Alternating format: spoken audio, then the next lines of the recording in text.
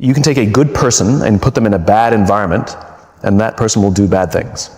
You can take a person who maybe the group doesn't trust, maybe they've even performed bad acts. You put them in a good environment, and they're capable of turning their lives around and becoming remarkable members of society. In other words, it's not the person, it's the environment. We are social animals and we respond to the environments we're in. And if you create an environment in which people feel safe amongst their own, we will naturally, the natural human response to those conditions is trust and cooperation. Remember, trust and cooperation are feelings, they're not instructions. There's no PowerPoint or pitch that you can give upon the end that someone will trust you. You can't tell somebody, trust me. It doesn't work that way. Right. They're feelings. Likewise, if you create an environment where we actually fear each other, fear the people with whom we work, the natural human reaction to that environment is paranoia, cynicism, mistrust, and self-interest. That's what happens. There's enough danger outside the organization, there's enough stuff going on outside that we should have to fear the people we work with or fear our own leaders. And most leaders don't get this. Most leaders think leadership is about being in charge. No, it's not. It's about taking care of those in your charge. Most leaders think everybody works for them. No, you work for the people in your organization. It is your responsibility to take care of them, make them feel safe, and they will naturally want to cooperate and work hard and give you their blood and sweat and tears to advance your vision. All they ask is you take care of them, make them feel valued and valuable, and the rest takes care of itself. I have yet to give a speech or have a meeting where somebody doesn't ask me the millennial question. What's the millennial question? Apparently, millennials as a generation, which is a group of people who were born approximately 1984 and after, are tough to manage. And they're accused of being entitled and narcissistic and self-interested, unfocused, lazy. But entitled is the big one. And because they confound leadership so much, what's happening is leaders are asking the millennials, what do you want? And millennials are saying, we want to work in a place with purpose, love that. We want to make an impact, whatever that means. We want free food and beanbags. And so somebody articulates some sort of purpose, there's lots of free food and there's beanbags, and yet for some reason, they're still not happy. And that's because they're missing. There's a missing piece. What I've learned is that I can break it down into 4 pieces. Right? There are four things, 4 characteristics. One is parenting. The other one is technology. The third is impatience, and the fourth is environment. The generation that we call the millennials, too many of them grew up subject to, not my words, failed parenting strategies. Where, for example, they were told that they were special all the time. They were told that they could have anything they want in life, just because they want it. Some of them got into honors classes, not because they deserved it, but because their parents complained. And some of them got A's, not because they earned them, but because the teachers didn't want to deal with the parents. Some kids got participation medals. You got a medal for coming in last. Right? Which the science we know is pretty clear, which is it devalues the medal and the reward for those who actually work hard, and it actually makes the person who comes in last feel embarrassed because they know they didn't deserve it, so it actually makes them feel worse, right? So you take this group of people, and they graduate school, and they get a job, and they're thrust into the real world, and in an instant, they find out they're not special, their moms can't get them a promotion, that you get nothing for coming in last, and by the way, you can't just have it because you want it. Right? And in an instant, their entire self-image is shattered. And so you have an entire generation that's growing up with lower self-esteem than previous generations. The other problem, to compound it, is we're growing up in a Facebook, Instagram world. In other words, we're good at putting filters on things. We're good at showing people that life is amazing even though I'm depressed. Right? And so everybody sounds tough. And everybody sounds like they got it all figured out. And the reality is there's very little toughness and most people don't have it figured out. And so when the more senior people say, well, what should we do? They sound like, this is what you got to do. And they have no clue. So you have an entire generation growing up with lower self-esteem than previous generations, right? Through no fault of their own. Through no fault of their own, right? They were dealt a bad hand, right? Now let's add in technology. We know that engagement with social media and our cell phones releases a chemical called dopamine. That's why when you get a text, it feels good. right? So, we've all had it where you're feeling a little bit down or feeling a bit lonely, and so you send out 10 texts to 10 friends, hi, hi, hi, hi, hi, because it feels good when you get a response, right? Right? It's why we count the likes. It's why we go back 10 times to see if my Instagram is growing slower. Did I do something wrong? Do they not like me anymore? Right? The trauma for young kids to be unfriended, right? Because we know when you get a hit of dopamine, which feels good. It's why we like it. It's why we keep going back to it. Dopamine is the exact same chemical that makes us feel good when we smoke, when we drink, and when we gamble. In other words, it's highly, highly addictive. Right? We have age restrictions on smoking, gambling, and alcohol, and we have no age restrictions on social media and cell phones, which is the equivalent of opening up the liquor cabinet and saying to our teenagers, hey, by the way, this adolescence thing, if it gets you down, that's basically what's happening, right? That's basically what happened. You have an entire generation that has access to an addictive, numbing chemical called dopamine through social media and cell phones as they're going through the high stress of adolescence. Why is this important? Almost every alcoholic discovered alcohol when they were teenagers. When we're very, very young, the only approval we need is the approval of our parents. And as we go through adolescence, we make this transition where we now need the approval of our peers. Very frustrating for our parents, very important for us. It allows us to acculturate outside of our immediate families into the broader tribe, right? It's a highly, highly stressful and anxious period of our lives, and we're supposed to learn to rely on our friends. Some people, quite by accident, discover alcohol and numbing effects of dopamine to help them cope with the stresses and anxieties of adolescence. Unfortunately, that becomes hardwired in their brains, and for the rest of their lives, when they suffer significant stress, they will not turn to a person, they will turn to the bottle. Social stress, financial stress, career stress, that's pretty much the primary reasons why an alcoholic drinks, right? What's happening is because we're allowing unfettered access to these dopamine-producing devices and media, basically it's becoming hardwired, and what we're seeing is as they grow older, too many kids don't know how to form deep, meaningful relationships. Their words, not mine. They will admit that many of their friendships are superficial. They will admit that their friends, that they don't count on their friends, they don't rely on their friends, they have fun with their friends, but they also know that their friends will cancel on them if something better comes along. Deep, meaningful relationships are not there because they never practice the skill set, and worse, they don't have the coping mechanisms to deal with stress. So when significant stress starts to show up in their lives, they're not turning to a person, they're turning to a device, they're turning to social media, they're turning to these things which offer temporary relief. We know, the science is clear, we know that people who spend more time on Facebook suffer higher rates of depression than people who spend less time on Facebook, right? These things balanced. Alcohol is not bad, too much alcohol is bad. Gambling is fun, too much gambling is dangerous, right? There's nothing wrong with social media and cell phones. It's the imbalance, right? If you're sitting at dinner with your friends and you're texting somebody who's not there, that's a problem. That's an addiction. If you're sitting in a meeting with people you're supposed to be listening to and speaking, and you put your phone on the table, face up or face down, I don't care, that sends a subconscious message to the room that you're just not that important to me right now, right? That's what happens. And the fact that you cannot put it away is because you are addicted, right? If you wake up and you check your phone before you say good morning to your girlfriend, boyfriend, or spouse, you have an addiction. And like all addiction, in time, it'll destroy relationships, it'll cost time, and it'll cost money, and it'll make your life worse. Right?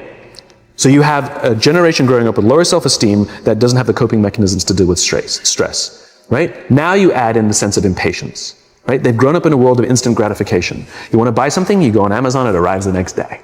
You want to watch a movie? Log on and watch a movie. You don't check movie times. You want to watch a TV show? Binge. You don't even have to wait week to week to week, right? I know people who skip seasons just so they can binge at the end of the season, right? You want to go on a date? You don't even have to learn how to be like, hey. You don't even have to learn and practice that skill. You don't have to be the uncomfortable one who says yes when you mean no and says no when you mean no, but yes when you don't have to swipe right. Bang, I'm a stud.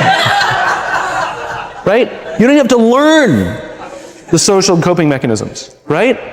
Everything you want, you can have instantaneously. Everything you want, instant gratification, except job satisfaction and strength of relationships. There ain't no app for that. They are slow, meandering, uncomfortable, messy processes. And so I keep meeting these wonderful, fantastic, idealistic, hardworking, smart kids. They've just graduated school. They're in their entry-level job. I sit down with them and I go, how's it going? They go, I think I'm going to quit. I'm like, why? They're like, I'm not making an impact. I'm like, you've been here 8 months. You know? It's as if they're standing at the foot of a mountain and they have this abstract concept called impact that they want to have in the world, which is the summit. What they don't see is the mountain. I don't care if you go up the mountain quickly or slowly, but there's still a mountain. And so what this young generation needs to learn is patience. That some things that really, really matter, like love, or job fulfillment, joy, love of life, self-confidence, a skill set, any of these things, all of these things take time. Sometimes you can expedite pieces of it, but the overall journey is arduous and long and difficult. And if you don't ask for help and learn that skill set, you will fall off the mountain, or you will, the worst case scenario, and we're already seeing it, the worst case scenario is we're seeing an increase in suicide rates, we're seeing an increase in this generation, we're seeing an increase in accidental deaths due to drug overdoses, we're seeing more and more kids drop out of school or take leaves of absence due to depression. Unheard of. These are all, this is really bad. The best case scenario, those are all bad cases, right? The best case scenario is you'll have an entire population growing up and going through life and just never really finding joy. They'll never really find deep fulfillment in work or in life. They'll just waft through life and it'll be just, it's fine. How's your job? It's fine. It's the same as yesterday. How's your relationship? It's fine. Like that's the best case scenario, which leads me to the fourth point, which is environment, which is we're taking this amazing group of young, fantastic kids who were just dealt a bad hand. It's no fault of their own. And we put them in corporate environments that care more about the numbers than they do about the kids. They care more about the short-term gains than the long-term life of this young human being. We care more about the year than the lifetime. Right? And so we are putting them in corporate environments that aren't helping them build their confidence, that aren't helping them learn the skills of cooperation, that aren't helping them overcome the challenges of a digital world and finding more balance, that isn't helping them overcome the need to have instant gratification and teach them the joys and impact and the fulfillment you get from working hard on something for a long time that cannot be done in a month or even in a year. And so we're thrusting to them in corporate environments, and the worst part about it is they think it's them. They blame themselves. They think it's them who can't deal. And so it makes it all worse. It's not. I'm here to tell them it's not them. It's the corporations. It's the corporate environments. It's the total lack of good leadership in our world today that is making them feel the way they do. They were dealt a bad hand, and I hate to say it, but it's the company's responsibility. Sucks to be you. Like, we have no choice, right? This is what we got, and I wish that society and their parents did a better job. They didn't. So we're getting them in our companies, and we now have to pick up the slack. We have to work extra hard to figure out the ways that we build their confidence. We have to work extra hard to find ways to teach them the social skills that they're missing out on. There should be no cell phones in conference rooms. None. Zero. And I don't mean the kind of like sitting outside waiting to text. I mean like when you're sitting and waiting for a meeting to start, this is what we all do. We all sit here and wait for the meeting to start. Meeting starting? Okay. And we start the meeting. No, that's not how relationships are formed. Remember we talked about it's the little things? Relationships are formed this way. We're waiting for a meeting to start and we go, how's your dad? I heard he was in the hospital. Oh, he's really good. Thanks for asking. He's actually at home now. Oh, I'm really glad. That was really amazing. I know, it was really scary for her. That's how you form relationships. Hey, did you ever get that report done? Oh my God, no, I didn't. I'll help you out. Can I help you out with that? Really? That's how trust forms. Trust doesn't form at an event in a day. Even bad times don't form trust immediately. It's the slow, steady consistency. And we have to create mechanisms where we allow for those little innocuous interactions to happen. But when we allow cell phones in conference rooms, we just, okay, have the meeting. And then my favorite is like when there's a cell phone there and you go like this, you go. It rings and you go. I'm not going to answer that. Like, Mr. Magnanimous, you know. When you're out for dinner with your friends, like, I do this with my friends. When we're going out for dinner and we're leaving together, we'll leave our cell phones at home. Who are we calling? Maybe one of us will bring a phone in case we need to call an Uber or take a picture of our meal. We'll take one phone. And so it's like an alcoholic. The reason you take the alcohol out of the house is because we cannot trust our willpower. We're just not strong enough. But when you remove the temptation, it actually makes it a lot easier. And so when you just say, don't check your phone, people literally will go like this. And somebody will go to the bathroom, and what's the first thing we do? Because I wouldn't want to look around the restaurant for a minute and a half, you know? But if you don't have the phone, you just kind of enjoy the world. And that's where ideas happen. The constant engagement is not where you have innovation and ideas. Ideas happen when our minds wander and we go, and you see something, I bet they could do that. That's called innovation. Right? But we're taking away all those little moments. Right? You should not, and none of us should charge our phones by our beds. We should be charging our phones in the living rooms. Right? Remove the temptation. You wake up in the middle of the night because you can't sleep, you won't check your phone, which makes it worse. But if it's in the living room, it's relaxed, it's fine. But it's my alarm clock. Buy an alarm clock. They cost $8, right? I'll buy you an alarm. Right? But the point is we now, in industry, whether we like it or not, we don't get a choice. We now have a responsibility to make up the shortfall and to help this amazing, idealistic, fantastic generation build their confidence, learn patience, learn the social skills, find a better balance between life and technology. Because, quite frankly, it's the right thing to do. I'm just going to show you something, right? So I'm just holding my phone while I'm talking to you guys. It's not buzzing, it's not beeping. I'm not checking it, I'm just holding it. Let me just ask you a question. Do you feel like you're the most important thing to me right now? Exactly. There's a deep-seated psychological reaction when you are walking around a house with a client holding your phone, even if you're not checking it. And I have absolutely had it where I've been walking around with an agent and they're talking to me, and then I look to the left and I turn around and they're like this. Guess how that made me feel? That I am not the most important thing to that person in this moment. Wow. Right? I'm just doing it right now in front of a room, and I'm not even looking down, and you don't feel that special. Right? So the point is put your phone away for the 10 minutes you're walking around a house. The art of making someone feel seen and heard is stupidly simple. Right? Learning their name really quickly is really easy. And calling them by their name is really easy. Asking questions about who they are, like where they see themselves in 5 years, professionally, like, are you married, are you single, learn about them as if, as people. Mm-hmm. And all of that learning makes you show people different things. It makes you creative. We are designed to take care of each other. As social animals, it is in our biology that we will take care of each other. This is why it feels so good when somebody does something really nice for us with no expectation of anything in return. We've all had the experience where somebody does something nice and you're like, oh my God, thank you. And then they put their hand out, you're like, oh, it kind of ruins the whole experience, Completely, right? Absolutely. It ruins it. But when they just do it and they're like, no. And you're like, please. And you're like, no, it's my pleasure. Yeah. Not only does our esteem for them go up, but it feels good. Yeah. Likewise, it feels good when we do something for someone else with no expectation of anything in return. When we give our time and our energy. Money actually doesn't work, believe it or not. Like if I told you I gave $500 to charity this morning, you'd be like, okay.